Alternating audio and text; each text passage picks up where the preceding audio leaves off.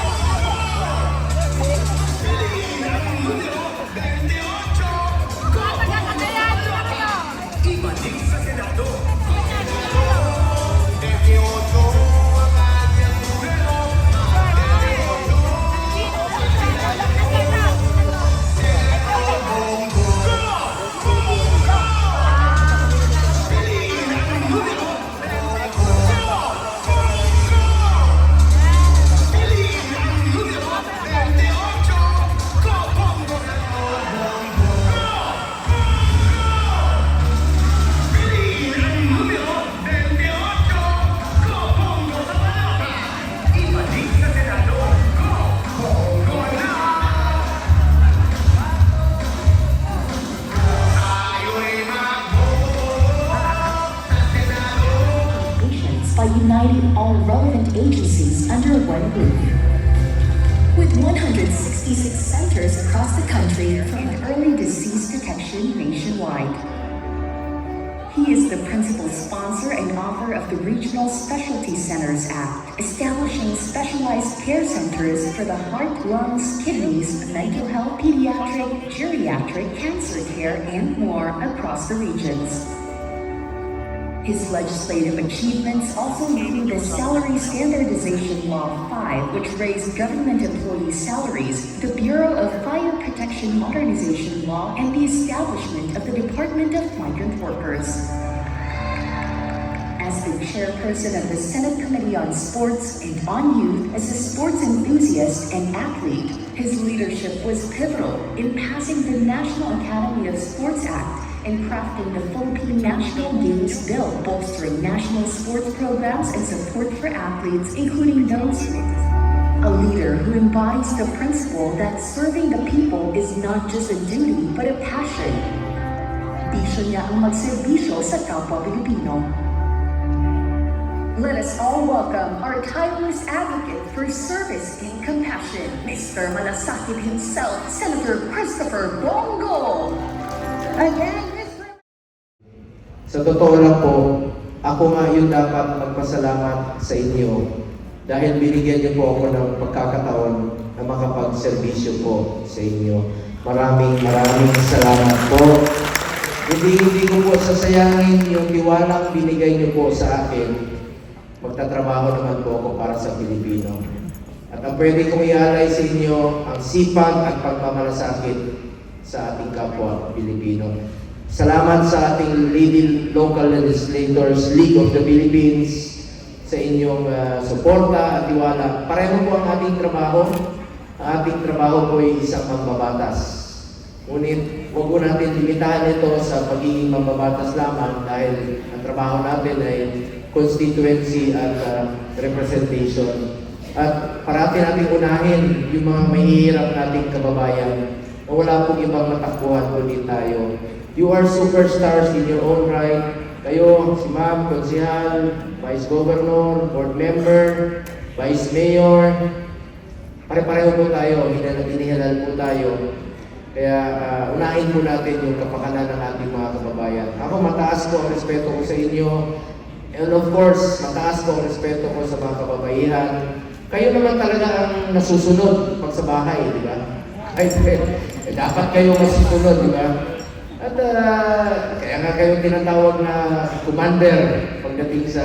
Totoo naman po. At ako naman isang magulang rin po ako.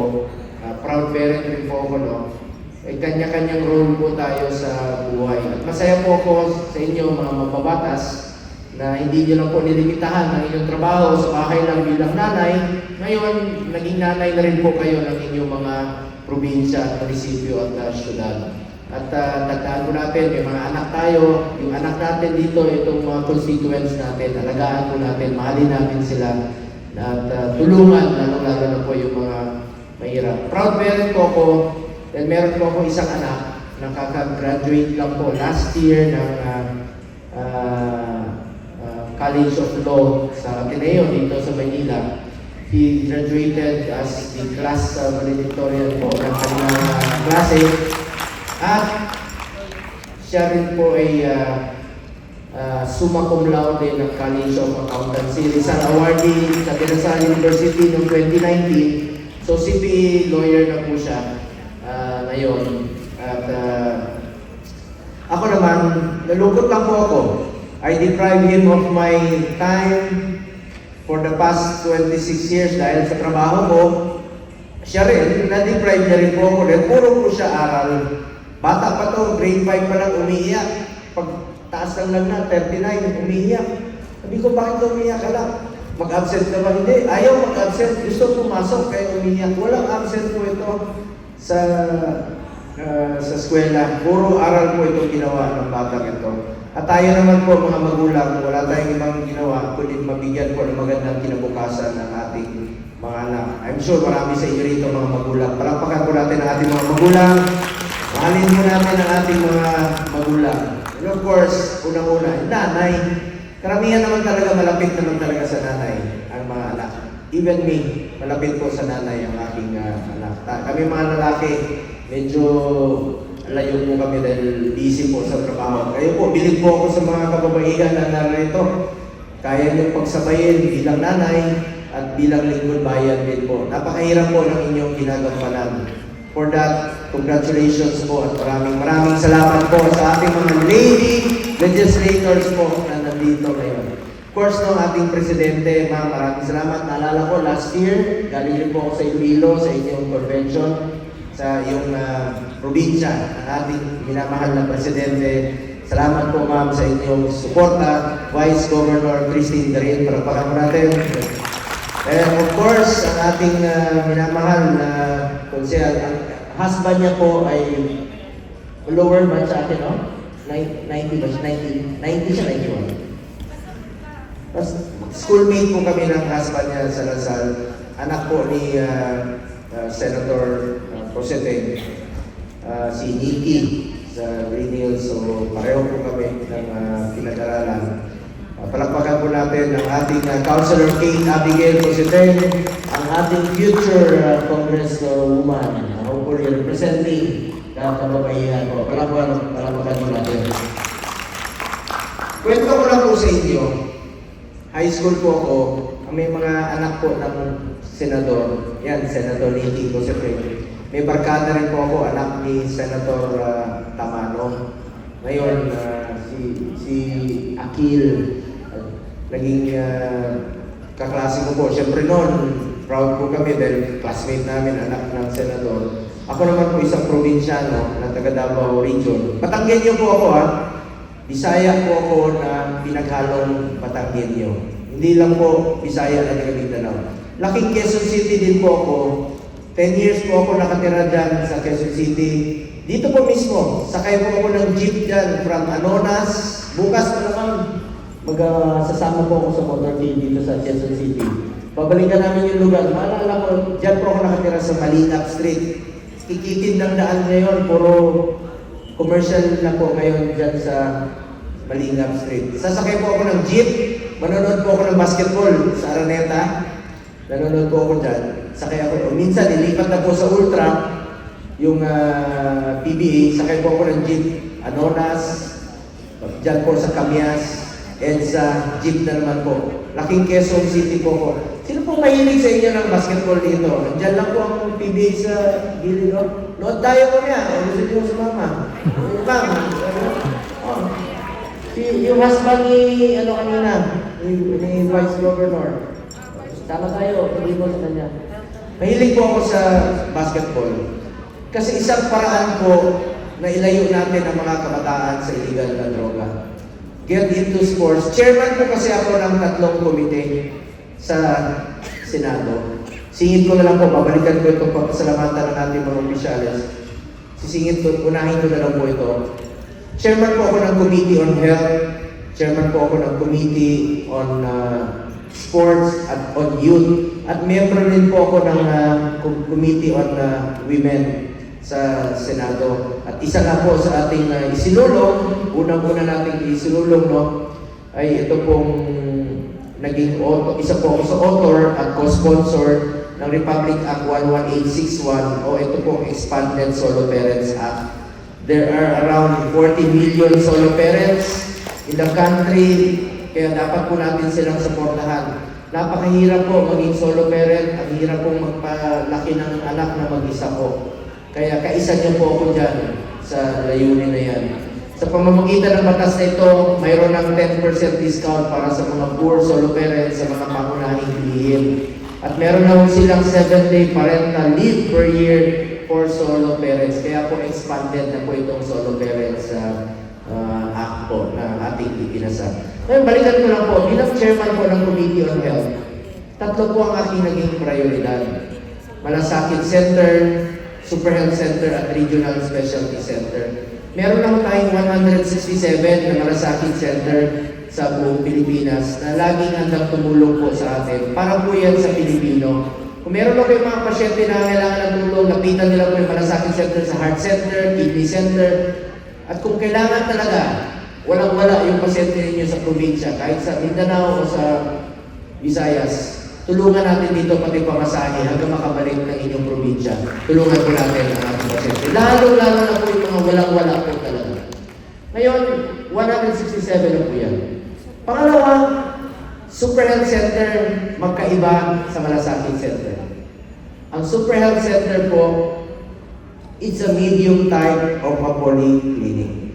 Pwede po dyan yung panganganak, dental, laboratory, x-ray. Dyan na po yung konsulta ng PhilHealth.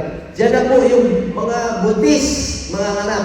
It will help decongest the hospitals dahil ito na po yung, diyan na po yung primary health care ng universal health care natin. So, mas mailapit natin yung servisyo medical. Halimbawa, ma'am, Vice Governor, ito ma'am, lugar niyo po ito ma'am ha. Ito. Ito pong, pakita natin, yung Super Health Center dun sa Ilaw. Colorin nyo, yung atras pa. Yan. Diba si Mayor yan ng Anilaw sa Iloilo, sa lugar po ng ating presidente na si Tintin Garin, no? Ang pinaganda niya, nilagyan niya po ng second floor, pinalaki niya. Ganon din po mangyayari sa inyong mga probinsya pag may mga super health center na kayo. Bilang committee health chair, willing po akong tumulong, lalo-lalo na po i-expand yung services. Halimbawa, gusto nyo lagyan ng mga dialysis machine, pwede rin po. Nakakatuwa, matanggen nyo po. Sino ba taga-Batangas dito? Matanggen nyo, kamayan. Ma'am, Tingloy yan ma'am. Di ba island po yung Tingloy? Ang mga buntis nun, 2 hours ang biyahe sa bangka at sa jeep. Mga anak sa tricycle minsan ang buntis. Ngayon, meron na silang super health center sa island, may pharmacy na sila. Isa pa, sino taga-Mindanao dito sa inyo? Taga-Mindanao, ngayong hapon sa Labaray ko. Lake Cebu, South Cotabato. Kita niyo mga Irish, mga Tibuli tribe po yan. Nanganak yung buntis, tuwang-tuwa ang mayor at ang kapitan. Sabi nila, sir, pangalanan namin sa iyo itong bata dahil bago ka dumating, pinanganak na yung bata. Pagtingin ko, sabi ko, babae yung bata, paano mo pangalanan sa akin? Lalaki ako. Sabi niya, sir, hindi problema. Pangalanan natin ang Bongga. Totoo po yan. True to life story po yan. Nangyayari po. Ang kinikwento ko sa inyo, nangyayari po sa totoong buhay at ginagawa ko po dahil gusto kong ilapit yung servisyo medikal sa ating mga kababayan through Super Health Center. Magkakaroon po ng mahigit 700 na Super Health Center sa buong Pilipinas. And I'm sure kasama na po dyan sa inyong mga probinsya. Next, Specialty Center. Ano po ito? Iba rin po ito. Di ba ang heart center, ang kidney center nasa Quezon City? Ang layo pag nagpapa-opera tayo. Walang pamasahe, ang hirap magkasakit, babiyahe ka pa from Mindanao, from Visayas. Ngayon po, isinabatas po natin, at alam ko namang alam niyo yun, bilang mapabatas, importante talaga maging batas. Iba yung bill lang, at iba rin yung batas na o ordinansya. Ito po, isinabatas natin, priority naman po ito ni Pangulong Marcos, na magkakaroon po ng mga specialty center. Proud lang po ako bilang chairman ng health, nakakuha po ako ng 24-0 na boto sa Senado para sa batas na ito. Regional Specialty Centers Act. Maglalagay na po ng mga specialty center sa kada region. O, halimbawa, sa Iloilo, meron na pong specialty center doon, lalagay yung mga cardiovascular heart. Halimbawa, sa Cagayan Valley, kay board member, magkakaroon na rin po ng mga specialty center doon. Ilapit natin ang servisyo medical sa ating mga kababayan. Marami po yan ha. Heart, neonatal, sa babies, geriatric, sa matatanda, brain and spine, ortho, mental, cancer, kidney, at iba pa. Infectious disease, dermatology, toxicology, 17 specialty center po ang ilalagay sa mga selected DOH hospital sa buong Pilipinas. Isinabatas lang po natin yan para sa loob ng 5 taon, tuloy-tuloy po ang pagkatayo. Tingnan niyo po ito. Sa Mindanao po yan. Meron na silang angiogram. CT angiogram. Pwede magpa-CT scan, diretso na po magpa-angiogram. Hindi na kailangan lumabas pa ng doon sa kwarto. At marami dito sa mga ang ating konsehal, ang aking counterpart sa taga Mandawi, si Ma'am. Hello Ma'am, konsehal. Konsehal Ruiz, di ba? Konsehal Ruiz, ang aking counterpart sa Committee on Health po. Salamat tayo sa mga Bisaya. Kasi matingala mo, baka magtaka kayo, Bisaya na Matanggenyo po ako. Pero kamag-anak ko ang mga taga Iloilo. Mga taga Negros, pinsan ko lahat ang mga Ilonggo. Sino mga Ilonggo rito? Hindi, damo sa mga parente ko rin. Sila, ano? Alam niyo bakit ko kayo pinsan? Ang tawag sa inyo, Ilonggo, ang pangalan ko, Bongo. Pinsan. Waray! Ako rin, Waray. Waray Marta. Waray Upay. Anyway, yan po ang aking mga inisyatibo bilang chairman ng health. Alam niyo po, sa kakaikot ko sa buong Pilipinas, marami pong mga hospital na walang komportableng pagpapahingahan ang ating mga watchers. Pansinin niyo po sa inyong mga hospital. Nasa sidewalk, nag-aantay sa kanilang mga pasyente. Kaya meron po tayong isinulong ng mga halfway house. Ano po itong halfway house? Meron pong pagpapahingahan ang ating mga watchers while waiting po sa kanilang mga pasyente. Yan po, tapos na po. Watchers call po yan, pwede silang magpahinga. Yan po ang aking inisyatibo bilang chairman ng Committee on Health. Chairman din po ako ng Committee on Sports. Sa mga kababaihan, kung meron kayong mga paliga sa inyong lugar na kailangan ng suporta, inter-volleyball, o swimming tournament, o may atleta kayo na kailangan ng suporta, tulungan po natin. Dahil para sa akin po, isang paraan po, labanan natin ang illegal na droga through sports po ito. Get into sports, stay away from drugs to keep us healthy and fit. Pag tayo po physically fit, masahaba po ang ating buhay. Proud lang po ako, since 2019, bilang chairman ng Committee on Sports, nakamit po natin ang kauna-unahang gold sa Tokyo Olympics noong 2020 at ngayon naman po nakadalawang gold naman tayo sa Paris Olympics. Suportahan po natin ang ating mga atleta. Malaki po ang karangalan na daladala nila para sa atin. Sa totoo lang, yung picture na yan, pakita mo yun, bago umalis, yan goals yan. Bago umalis sila, tinulungan natin. Importante dito, moral support, equipment, pagkain, suporta sa athletes na wala na silang iisipin pa. Proud po ako na chairman ng sports dahil alam nyo, nag-jeep lang po ako papunta dyan sa Ultra Field Sports ngayon. Nakalaro ako for the first time in my life. 1984, punta ako na manood ng basketball. Ngayon nakalaro ako noong 2022 ng 2023 ng basketball kami. Tulog, kasi matagal na. So, isinulong natin na ma-repair po ang field sports dahil po dapat komportable, may mga dormitoryo ang ating mga atleta na komportable po sila. Suportahan po natin ang ating mga atleta. At chairman din po ako ng sports. At aside from that, meron tayong eskwelahan na ngayon, National Academy of Sports sa New Clark City. Isinabatas po natin. Sayang yung pasilidad, no? Yan po yung pinatayo noong SEA Games 2019. Sayang naman kung hindi magamit. So isinabatas natin, National Academy of Sports, pwede na po mag-aral at the same time, mag-training ang student athletes. Nandiyan po yan sa New Clark City. Yan po ang paramihin natin pagdating ng panahon. By region po sana itong eskwelahan na ito. National Academy of Sports.